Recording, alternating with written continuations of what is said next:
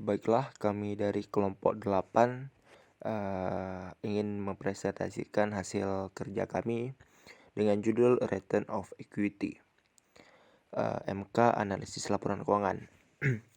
Di sini saya berdua dengan rekan saya, Fawaz Artanoga, dan saya sendiri Alif Alfian Rezeki.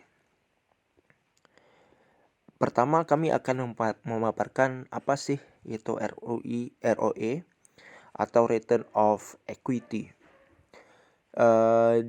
Setelah kami cari-cari di beberapa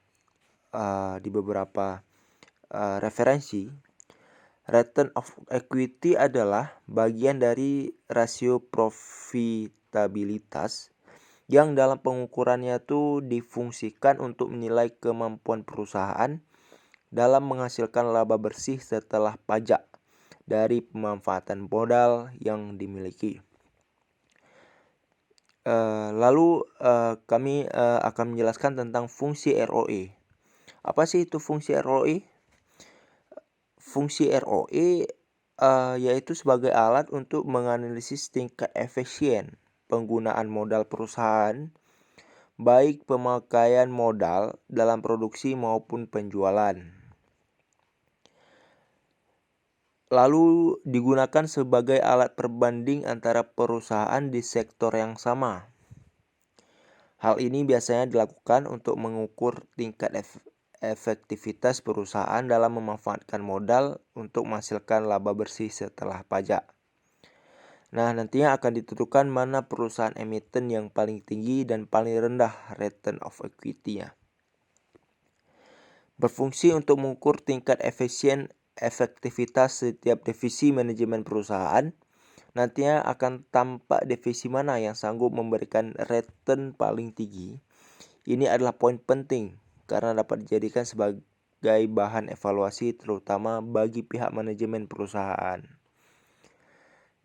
Lalu berfungsi sebagai indikator utama dalam keputusan investasi oleh investor. Emiten dalam nilai rasio yang besar atau tinggi pasti akan membuat investor tertarik sehingga investor dengan senang hati untuk menanamkan modal. Yang kelima yaitu digunakan oleh perusahaan terutama dalam keputusan ekspansi.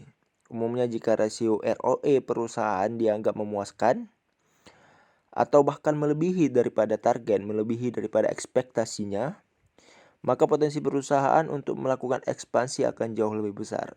Ini adalah salah satu inti dari fungsi ROE.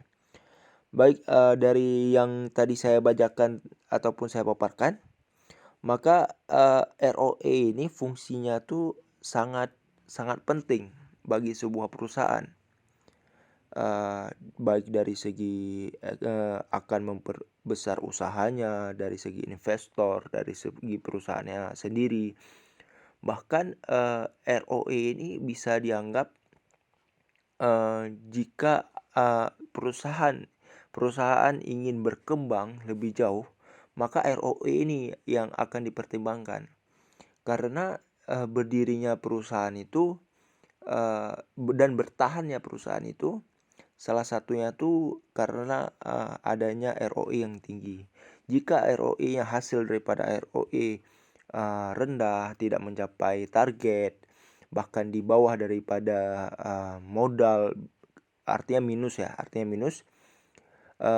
itu bahkan perusahaan bisa tutup karena perusahaan sendiri jika tidak ada profitabilitas, tidak ada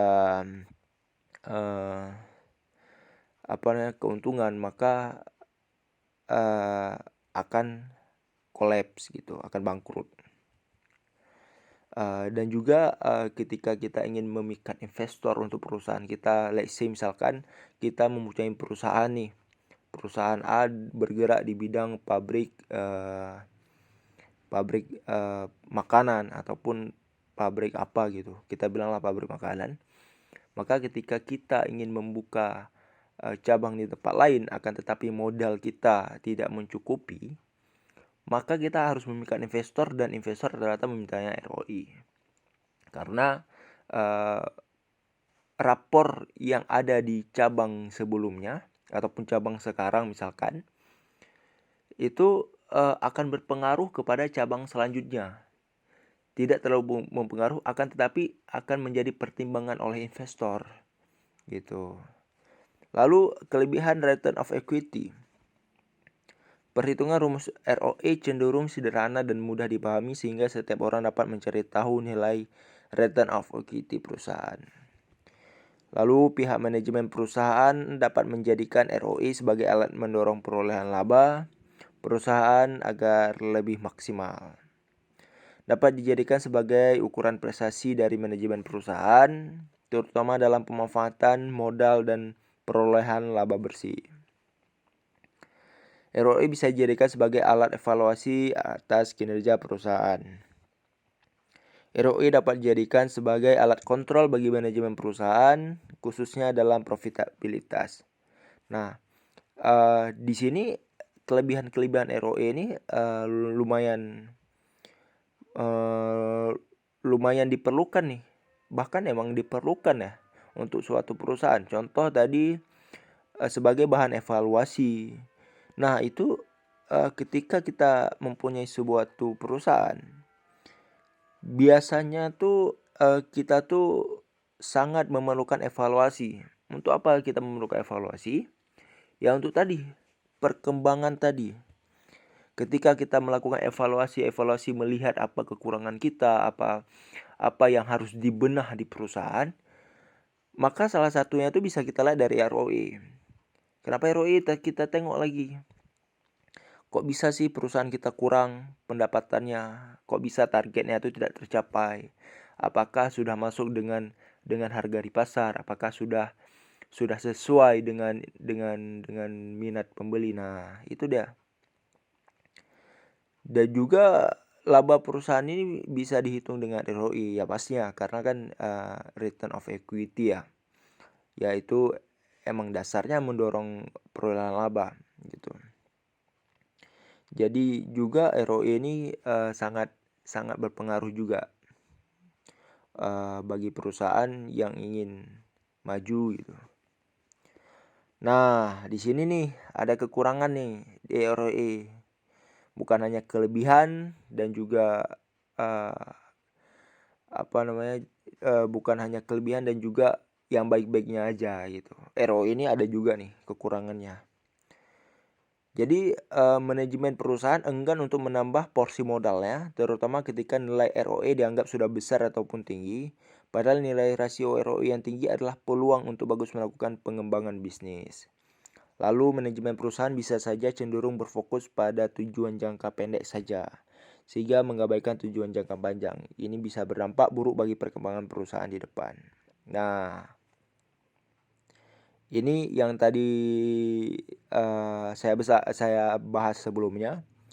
Ketika ROE-nya tinggi, ketika ROE dan profitabilitasnya tuh tinggi, kita kan bisa mengembangkan perusahaan seharusnya ya. Akan tetapi ada sebagian ketika emang sudah profitnya sudah tinggi, maka perusahaan tersebut tidak melakukan ekspansi, tidak melakukan perkembangan gitu. Karena dianggap sudah tinggi nih ROE-nya. Jadi kebanyakan orang misalkan nih jiwa entrepreneur-nya tuh hanya sebatas profitabilitas, tapi tidak ada masa depan. Dia tidak bisa melihat masa depannya. Bagaimana sih perusahaan yang akan kita bangun? Apa hanya di satu kota aja? Gitu. Saya rasa orang entrepreneur yang emang jiwa pengusahanya tuh tinggi, yang mempunyai perusahaannya, CEO perusahaannya tuh berpikir kreatif, futuristik, maka dia akan memperbesar perusahaannya gitu. Contohnya kita bilang kalau di pengusaha tuh tidak ada yang puas gitu. Bisa kita bilang ya, apabila ingin berkembang, kita buka cabang di Banda Aceh. Wah, cabang Banda Aceh besar, kita buka cabang di Aceh besar. Jangan juga kita buka cabang yang di pelosok-pelosok, jangan, yang emang kota yang belum maju, jangan. Kita kan harus ada risknya, harus menghitung risikonya. Apabila kita buka di daerah ini, maka perusahaan kita tidak ada yang beli gitu. Nah itu jangan. Dan juga misalkan ada hal-hal, wah ini rawan gempa, rawan banjir. Nah itu harus dipertimbangkan juga. Karena kan ketika ingin kita membuka cabang itu banyak aspek-aspek yang harus diperhatikan. Nah gitu. Akan tetapi kalau seandainya itu di tempat yang cocok, jangan ditahan lagi. Nah gitu. Makanya kita harus membuka cabang tuh di lokasi-lokasi yang efisien gitu. Jadi ketika emang profitabilitasnya tinggi, kita sisipkan sebagai uang jaga-jaga, sebagai gaji, ataupun kita ambil untuk diri sendiri sebagai owner ataupun foundernya. Lalu selebihnya tuh diinvestasikan lagi gitu. Kebanyakan ya seperti tadi, udah dianggap tinggi, mereka tidak mau nggak mau ambil nggak mau investasi, nggak mau ekspansi keluar. Jadi terasa hanya cukup di satu cabang ini aja. Nah dia nggak tahu ke depannya, mungkin cabang lain lebih menguntungkan daripada cabang ini gitu. Jadi pemikirannya tuh hanya jangka pendek gitu, hanya sebatas di sini gitu. Padahal kedepannya bakal ada kompetitor yang akan ingin maju dan melebihi dia nih, yang punya perusahaan nih. Makanya kita harus harus futuristik, nggak bisa kita hanya sampai pendek saja gitu. Nah selanjutnya faktor yang mempengaruhi return of equity akan dibahas oleh rekan saya Fawaz. Oke Fawaz, silahkan.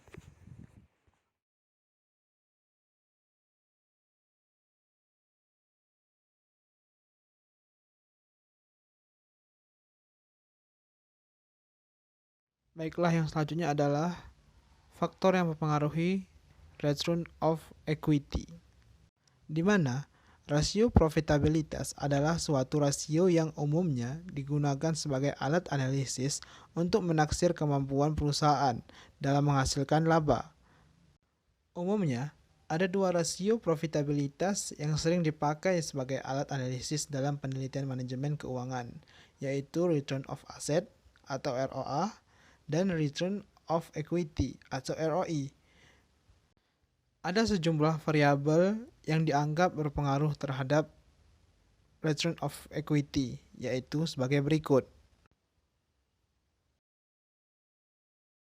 Yang pertama, ada rasio aktivitas atau activity ratios yang umumnya terdiri dari rasio perputaran kas atau cash turnover, rasio perputaran persediaan inventory turnover, dan rasio perputaran piutang atau receivable turnover. Yang kedua ada rasio utang atau leverage ratios yang umumnya terdiri dari debt to asset ratio atau DER, debt to equity ratio atau DIR, dan time interest earned ratio atau T. Yang ketiga ada rasio likuiditas atau liquidity ratios yang umumnya terdiri dari rasio cepat, quick ratio, dan rasio lancar, current ratio. Sebenarnya, banyak lagi variabel yang dianggap bisa menjadi faktor yang mempengaruhi ROI. Namun, untuk membuktikannya, kita harus melakukan penelitian secara ilmiah. Dengan demikian, dapat menemukan dan mengambil kesimpulan apa saja variabel atau faktor yang mempengaruhi ROI.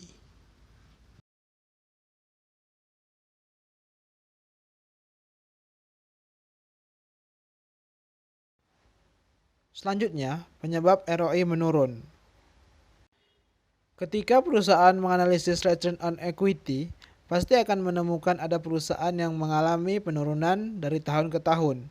Ada juga yang naik turun atau fluktuasi. Jika ditarik secara garis besar, ada dua faktor yang menyebabkan ROI menurun. Pertama itu faktor internal dan yang kedua itu faktor eksternal.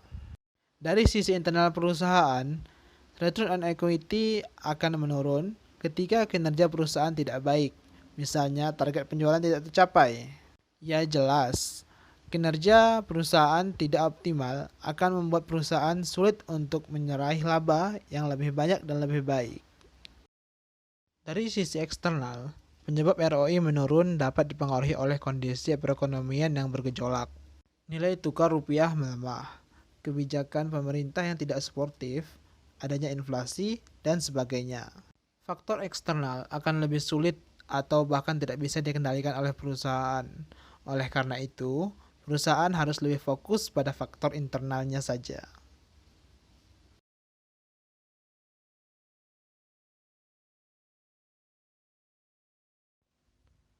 Selanjutnya adalah perhitungan return on equity,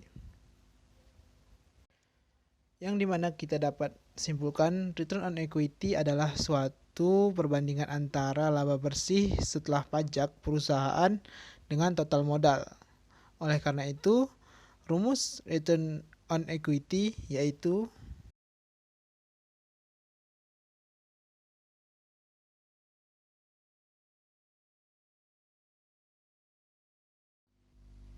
laba bersih setelah pajak dibagi total modal perusahaan dikali 100%.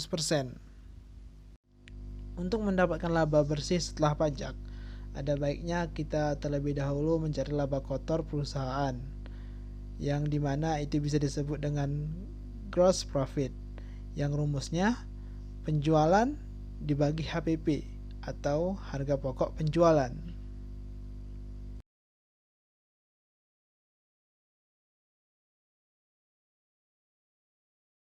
Berikut adalah sebuah analisis dari perhitungan return on equity.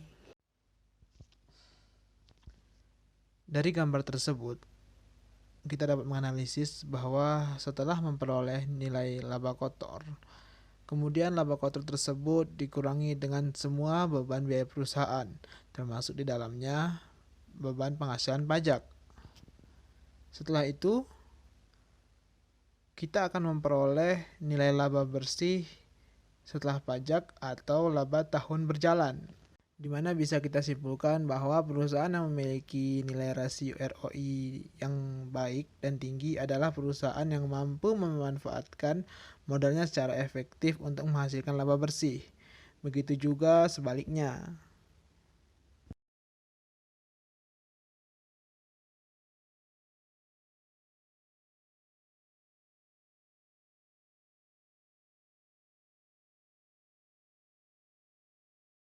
Sekian dari kami, saya akhiri. Wassalamualaikum warahmatullahi wabarakatuh.